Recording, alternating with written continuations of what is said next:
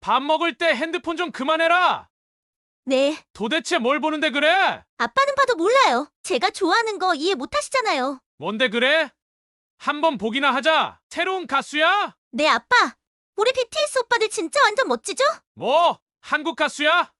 수준 낮게 한국 가수를 좋아해? 아빠, 노래 한번 들어봐요. 들어보면 생각이 달라져. 싫어!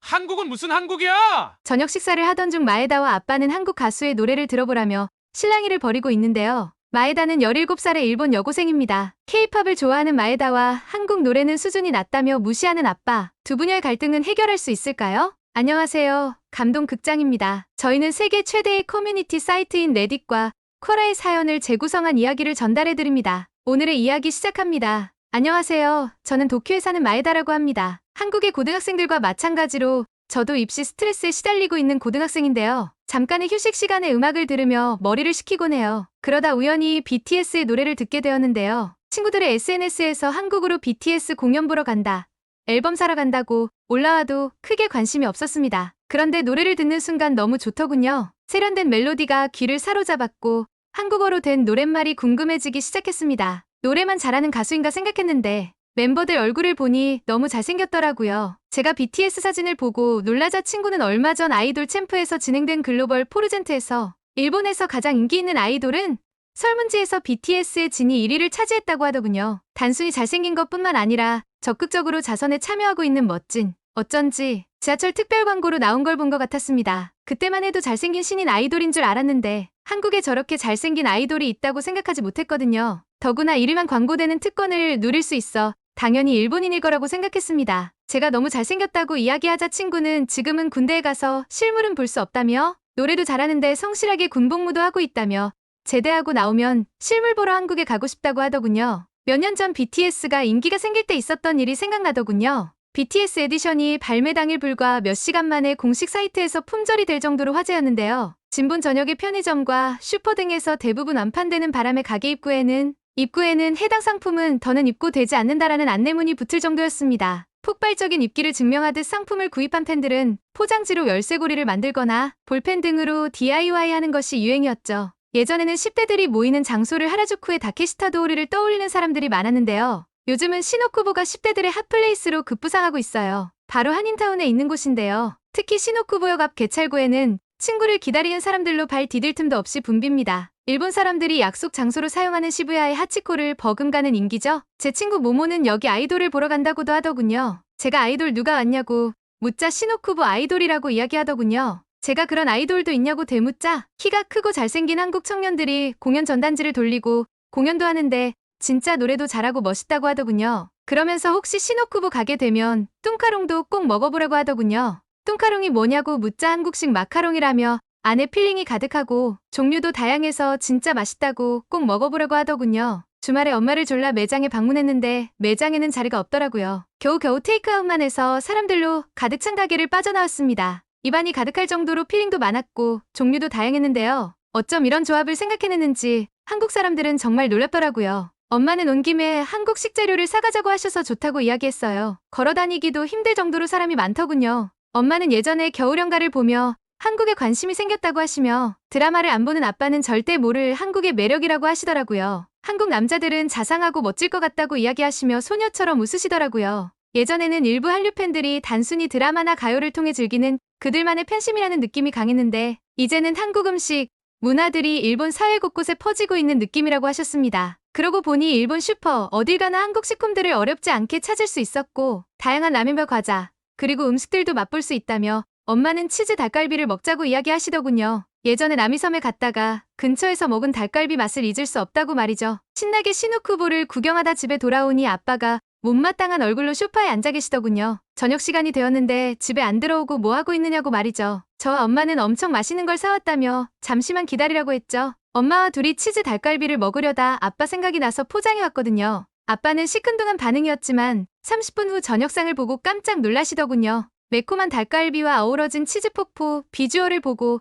감탄하지 않을 수 없죠. 조금 민망하셨는지 어서 먹자며 닭갈비를 드시더라고요. 맛있는 음식은 숨길 수가 없죠. 아빠는 이게 정말 한국 음식이 맞냐며 먹을만하다고 하시더군요. 칭찬에 인색하신 아빠가 먹을만하다는 건 맛있다는 거죠. 엄마는 이 틈을 타 한국 여행을 제안하셨어요. 한국에 가서 실제로 먹으면 더 맛있다고요. 아빠는 내켜하지 않으셨지만 마침 휴가가 다가오니 생각해보겠다고 하시더라고요. 엄마와 저는 속으로 만세를 외쳤죠. 드디어 한국 여행이 다가오고 저와 엄마는 드디어 한국을 직접 가다니 하며 싱글벙글이었고 아빠는 마지못해 간다라는 표정으로 비행기에 오르셨어요. 짧은 비행시간이 아쉬울 만큼 금방 도착한 인천공항의 모습에 깜짝 놀랐습니다. 큰 공항 규모에도 놀랐지만 매우 청결하고 쾌적했습니다. 다양한 볼거리는 물론이고 이용객의 편의를 위한 시스템이 있더라고요. 그중에서도 아빠의 눈길을 사로잡은 건 스마트 패스관이었습니다. IT에 관심이 많은 아빠는 스마트 패스라고 써져 있는 곳에 관심을 보이셔서 함께 방문해 보았어요. 한번 얼굴을 등록하면 5년간 여권과 탑승권을 꺼내지 않고도 공항 이용이 가능하다니 영화에서만 보았던 기술이 내 앞에 펼쳐지는 기분이었어요. 앱을 다운받아 필요한 권한을 승인하자 스마트 패스 등록 절차가 진행되었고 가입 과정도 그렇게 복잡하지 않더라고요. 더욱 빠르고 똑똑한 공항을 이용하는 방법을 이렇게 체험하게 되다니 놀라웠어요. 저희는 가장 먼저 롯데타워로 향했어요. 예전에는 서울타워로 가서 서울의 야경을 보았다고 하던데 요즘은 서울에 오면 롯데월드타워, 서울스카이 전망대를 간다고 하더군요. 롯데타워에 도착해서 웅장한 크기와 세련된 외관에 놀랐는데요. 티켓을 구매하고 또 한 번 놀랐습니다.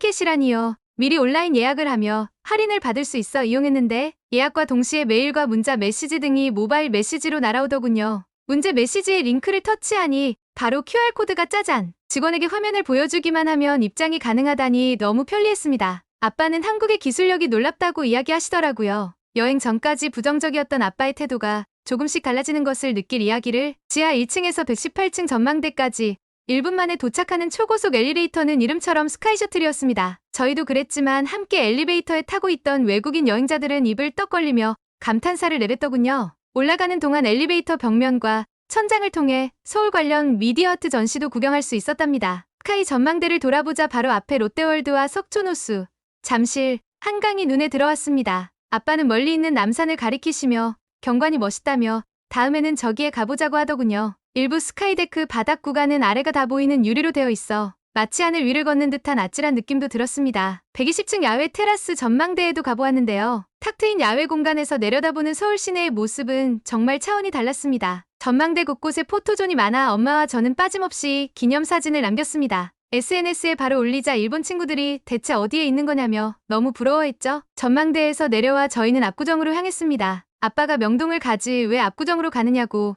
묻자 엄마는 요즘엔 가로수길을 간다고 하시더군요. 명동이나 남대문은 엄마 친구들과 갈 거라면서 가로수길에 있는 맛집을 가고 싶어 하셨어요. 아빠는 굳이 한국에 와서 맛집을 가는 건 뭐냐며 핀잔을 주셨지만 엄마는 여행에서 맛있는 거 먹는 게 얼마나 큰 즐거움이냐며 알아본 곳이 있다고 하셨죠. 엄마가 데려간 곳은 삼계탕집이었습니다. 전 치킨을 먹고 싶었는데 말이죠. 아빠도 메뉴판에 있는 삼계탕 모습을 보고 기대하지 않는다며 고개를 저으셨어요. 전 닭이 그대로 물에 담긴 모습에 좀 놀랐어요. 그렇게 잠시 기다렸을 때 삼계탕이 나왔는데요. 보글보글 뜨겁게 끓고 있는 삼계탕 냄새에 저도 모르게 숟가락을 잡았죠. 국물을 먹어보는데 이거 왜 이리 맛있죠? 아빠에게 진짜 맛있다고 눈빛을 보내자 아빠도 한 입 드시고는 연이어 2번, 3번 드시더라고요.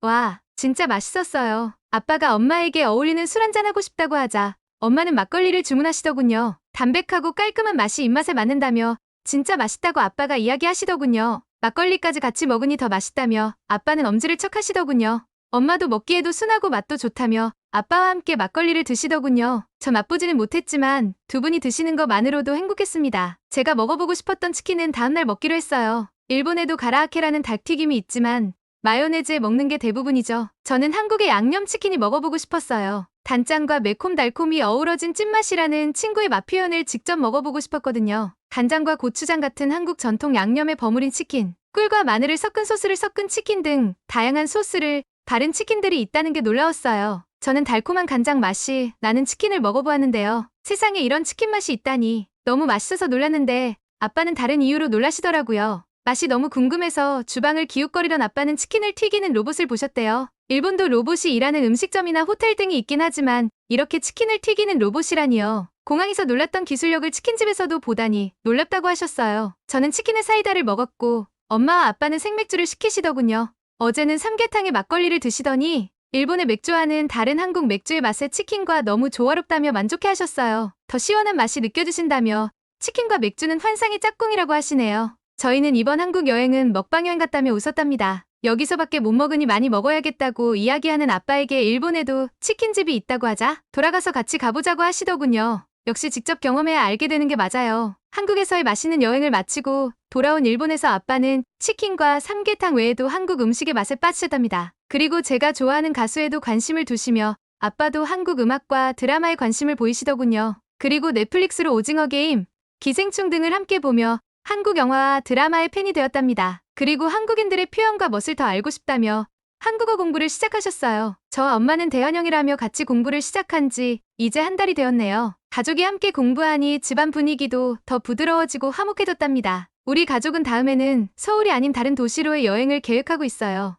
앞으로 한국에 자주 방문할 것 같은 느낌이네요. 오늘의 이야기는 여기까지입니다. 시청자 여러분들 추운 날씨에 건강 조심하시길 바랍니다. 응원이나 남기고 싶은 말이 있으시면 댓글로 남겨주세요. 지금까지 한국에 관한 감동적인 사연을 소개해드리는 감동극장이었습니다. 구독과 좋아요를 눌러주시면 영상 제작에 큰 힘이 됩니다. 감동적인 사연을 주변 사람들에게 공유하고 함께 이야기 나눠보세요. 끝까지 시청해주셔서 감사합니다. 더욱더 좋은 영상으로 찾아뵙겠습니다.